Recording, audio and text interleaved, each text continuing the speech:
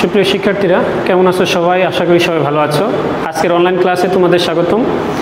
আজকে আমরা শ্বসন এই অধ্যায়টার বাকি যে অংশটুকু আছে এইটুকু নিয়ে আলোচনা করব। গত ক্লাসে আমরা এই শ্বসন অধ্যায়ের এই শ্বসনতন্ত্র সম্পর্কিত যে সমস্ত অঙ্গগুলো আছে এগুলো নিয়ে আলোচনা করেছিলাম।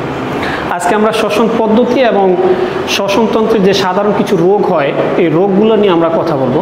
শ্বসন পদ্ধতি দেখো, আমরা অলওয়েজ এই যে নিঃশ্বাস গ্রহণ করি এবং ত্যাগ করি, ঠিক আছে? আমাদের বুক যেটা এটা হাঁপুড়ের মতো এরকম পাড়ে কমে, আমরা সাধারণত এটাকে শ্বসন বলে থাকি, কিন্তু আসলে এটা শ্বসন না।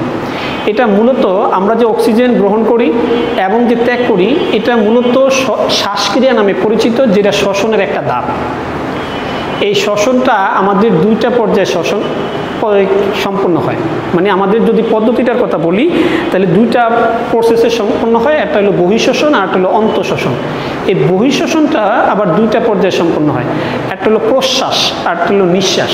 প্রশ্বাস যেটা সেটা হলো আমরা যখন শ্বাস গ্রহণ করি এটাকে বলে প্রশ্বাস। এই শ্বাস গ্রহণ করলে আমাদের যে বুকের পাঁজরের যে তোমার মধ্যস্থতা আছে এবং বক্ষপিঞ্জরাস্থি যে আছে এগুলা সংকুচিত হয়। এগুলো কি হয়? সংকুচিত হয়। এরপরে আমরা যখন এই প্রশ্বাসটা শেষ হয়ে যায় ঠিক সাথে সাথেই আমার নিঃশ্বাস পর্যায়টা শুরু হয়ে যায়। এই নিঃশ্বাস পর্যায়ে যখন শুরু হয় তখন আমার যে বক্ষপিঞ্জরাস্থির যে মধ্যস্থতা এবং যে এই অস্থিগুলো আছে, বক্ষপিঞ্জরাস্থির যে অস্থিগুলো আছে এগুলো প্রসারিত হয়, ফলে আমার যে ফুসফুসটা আছে এই ফুসফুসটা আয়তনে ছোট হয়, যার ফলে আমার ফুসফুস থেকে যে কার্বন ডাই অক্সাইড এটা এই যে দেখো এই যে ট্রাকিয়া বা ব্রঙ্কিওলের মাধ্যমে আমাদের যেই নাসারন্ধ্র দিয়ে বের হয়ে আসে। এই তো গেল আমাদের বহিঃশ্বসন। এবার অন্তঃশ্বসন দেখো, আমাদের যে আমরা যে অক্সিজেন গ্রহণ করি এটা আমাদের যে ফুসফুস আছে ফুসফুসের যে অক্সিজেনের মাধ্যমে যে রক্তের মাধ্যমে আমরা অক্সিজেনটা যায় সেটা আমার একদম ফুসফুসের দূরবর্তী স্থান যে কৈশিক নালী আছে এই কৈশিক নালীতে পৌঁছে। এই কৈশিক নালীর যে গাত্র আছে এটা বের করে আন্তঃকোষস্থ রস হয়ে আমার এই জিনিসটা আমার কোষের অভ্যন্তরে প্রবেশ করে। সেখানে এটা আমার জীবস্থ যে খাদ্য শক্তি আছে তার সাথে যে বিক্রিয়া করে আমার কি করে শক্তি উৎপন্ন করে। এখন দেখো আমরা এই যে শ্বসনের কথা বললাম এই টোটাল শ্বসনের প্রক্রিয়াটা আমরা এখানে একটা প্রবাহ চিত্রের মাধ্যমে দেখালাম। এই প্রবাহ চিত্রটা দেখো, আমার যে নাসারন্ধ্র সেখান থেকে আমার শ্বাস প্রশ্বাসটা আমার নাসাপথ দিয়ে আসে, সেখান থেকে আমার গলবিলে যায়, গলবিল থেকে ট্রাকিয়া আসে, সেখান থেকে আমার দেখো ব্রঙ্কাস। আমরা বললাম ব্রঙ্কাসটা যে শাখা প্রশাখা আমার ফুসফুসে যায় যেটা ব্রঙ্কিওল নামে পরিচিত, সেখান থেকে আমার ফুসফুসের ভিতরে যে বায়ুতলি আছে এটা আরেকটা নাম অ্যালভিওলি, এই অ্যালভিওলিতে আমার অক্সিজেনটা প্রবেশ করে। ঠিক আমি যখন এই ফুসফুসটা যখন আমার প্রশ্বাস পর্যায়ে শুরু হয়, যখন আমার সংকুচিত অবস্থা হয় তখন এই বায়ুতলি থেকে দেখো এই যে কার্বন ডাই অক্সাইড, সেই কার্বন ডাই অক্সাইডটা আবার ব্রঙ্কিওল থেকে আবার আমার ব্রঙ্কাসে আসে, ব্রঙ্কাস থেকে ট্রাকিয়া আসে, সেখান থেকে নাসাগলবিলে আসে, সেখান থেকে আমার নাসাপথ এবং নাসারন্ধ্র দিয়ে বাহিরে নির্গত হয়। এরপরে দেখো এই যে আমি শ্বসন যে পদ্ধতিটা বললাম, এরপরে আমার শ্বসনের তন্ত্রে সাধারণ কিছু রোগ হয়। আমরা আজকে সেই রোগ নিয়ে কথা বলবো। মাত্র আমরা 4টা রোগ নিয়ে এখানে আলোচনা করবো। দেখো এখানে আমি লিখেছি যক্ষা, নিউমোনিয়া, ব্রঙ্কাইটিস এবং হাঁপানি বা অ্যাজমা। তাহলে দেখো আমরা যক্ষা নিয়ে কথা বলি। এই যক্ষাটা সাধারণত ব্যাকটেরিয়ার আক্রমণে হয়। আমি এখানে লিখে দিয়েছি দেখো ব্যাকটেরিয়ার আক্রমণে হয়। এই যে ব্যাকটেরিয়ার আক্রমণে হয়, এখন যক্ষা যখন হয় তখন আমাদের কিছু লক্ষণ থাকে যে কি কি লক্ষণ প্রকাশ পেলে আমি যক্ষায় আক্রান্ত হয়েছি বলে মনে হয়। দেখো দেহের ওজনটা কমতে থাকে, শরীর দুর্বল হতে থাকে, খুসখুসে কাশি হয়, কখনো কখনো কাশির সাথে রক্ত পড়ে, বিকেলের দিকে অল্প জ্বর হয়, রাত্রে শরীরে ঘাম হয়, বুকে পিঠে ব্যথা হয়, মাঝে মাঝে পেটে অসুখ হয়। এই যে লক্ষণগুলো বললাম এই লক্ষণগুলো যখন থাকে তখন আমাকে বুঝতে হবে যে আমার যক্ষা হয়েছে। এখন এই যক্ষা হলে আমাকে কি করতে হবে? এটা হলো প্রতিকার, আর একটা প্রতিরোধ নামক একটা টার্ম আছে। প্রতিকার এবং প্রতিরোধ। প্রতিকার হলো তোমার যখন অসুস্থ হয়ে গেলে বা তোমার যখন রোগটা হলো তখন রোগ সারানোর জন্য যে ব্যবস্থাটা নিবে এটা হলো প্রতিকার। এখন আমার রোগ যাতে না হয় সেই জন্য আমি যে ব্যবস্থাটা নিব এটা হলো প্রতিরোধ। আগে আমরা প্রতিকারের কথা বলি। বর্তমানে আমাদের একসময় যক্ষা খুবই ভয়ঙ্কর ছিল, তখন এর কোনো চিকিৎসা ছিল না। বর্তমানে আমাদের চিকিৎসা ব্যবস্থায় বিপুল পরিবর্তন আসার কারণে দেখো আমাদের এই যে যক্ষা, এটা চিকিৎসার মাধ্যমে ভালো হয় এবং বাংলাদেশে এটা বিনামূল্যে চিকিৎসা হচ্ছে। তুমি টানা কন্টিনিউ যদি 6 মাস এই যক্ষা রোগের ওষুধ যদি তুমি সেবন করো তাহলে তুমি ভালো হয়ে উঠবে। আশা করি তোমরা বুঝতে পেরেছো। এরপরে দেখো এটার প্রতিরোধটা কি, কীভাবে আমরা প্রতিরোধ করতে পারি। আমাদের একটা শিশু যখন জন্মগ্রহণ করে, এই জন্মের পর থেকে 1 বছরের ভিতরে আমাদের যক্ষা রোগের একটা টিকা আছে, বিসিজি টিকা। এই টিকাটা দিতে হয়। আমি আবার বলেছি, জন্মের পর থেকে 1 বছরের ভিতরে আমার এই বিসিজি টিকাটা দিতে হবে। এরপরে দেখো যখন তোমার যক্ষা রোগীর, শিশুদের সাধারণত যক্ষা রোগীর কাছে আসতে দেওয়া যাবে না, কারণ এই যক্ষাটা রোগীটা যে রোগটা আছে এটা ছোঁয়াচে। তোমার যক্ষা রোগীর যে বিছানা বা আসবাবপত্র বা পত্রক যেগুলো বলি, এগুলো খুবই সাবধানতার সাথে মাটিতে পুঁতে ফেলতে হবে।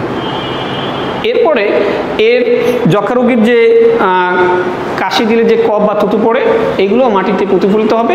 মোট কথা আমাদের যেই প্রতিরোধের যে ব্যবস্থাটা, এই ব্যবস্থাটার প্রথম পর্যায়ে আমাদের নিতে হবে, সেটা হলো বিসিজি টিকাটা দিতে হবে। এবার দেখো আমাদের পরবর্তী যে রোগটার কথা বলবো সেটা হলো নিউমোনিয়া। এটাও ব্যাকটেরিয়ার আক্রমণে হয়।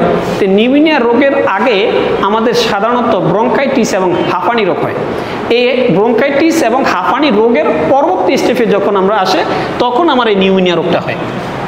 তাহলে নিউমোনিয়া রোগের আগেই আমাকে ব্রঙ্কাইটিস বা হাম রোগটা হবে, সরি হাঁপানি না, এই হাম রোগটা হবে। এখন দেখো এই নিউমোনিয়া রোগটা হলে আমার কি কি লক্ষণ পায়? কাশি ও শ্বাসকষ্ট হয়, শ্বাস নেওয়ার সময় নাকের ছিদ্রটা বড় হয়ে যায়, বেশি জ্বর হয়, শ্বাস নেওয়ার সময় বুকে ব্যথা হয়।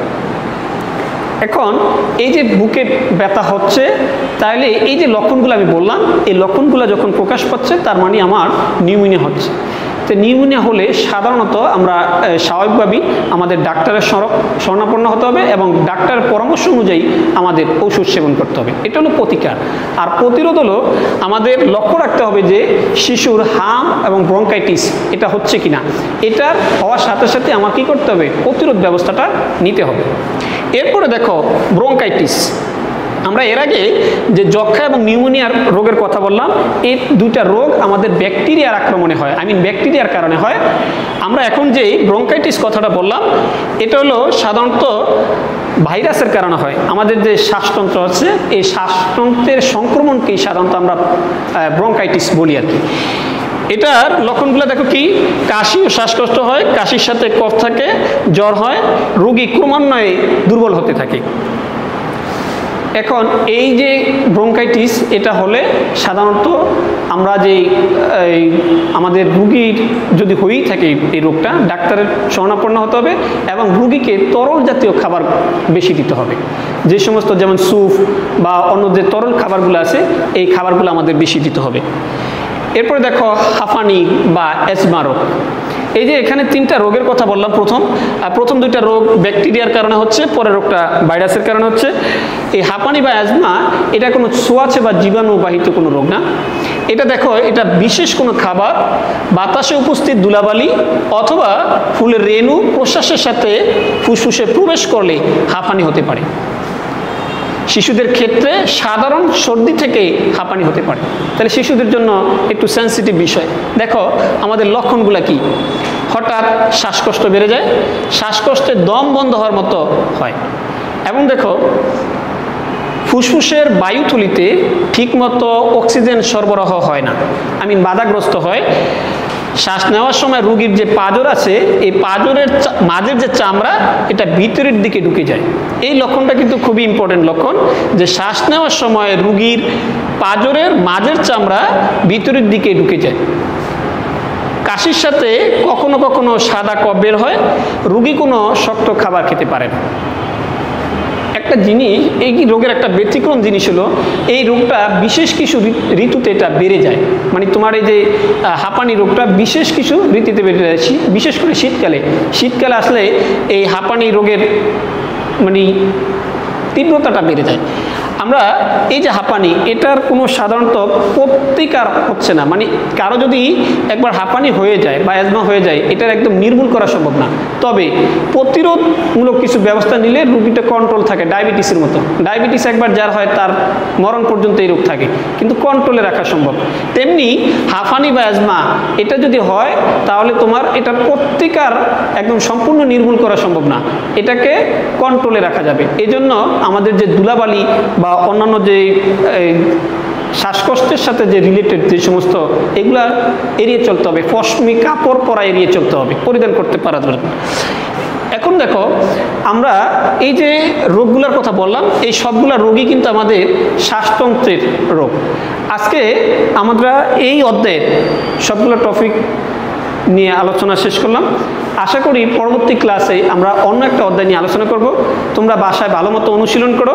দেখা হবে পরবর্তী ক্লাসে। সেই পর্যন্ত সবাই ভালো থাকো, সুস্থ থাকো। আল্লাহ হাফেজ।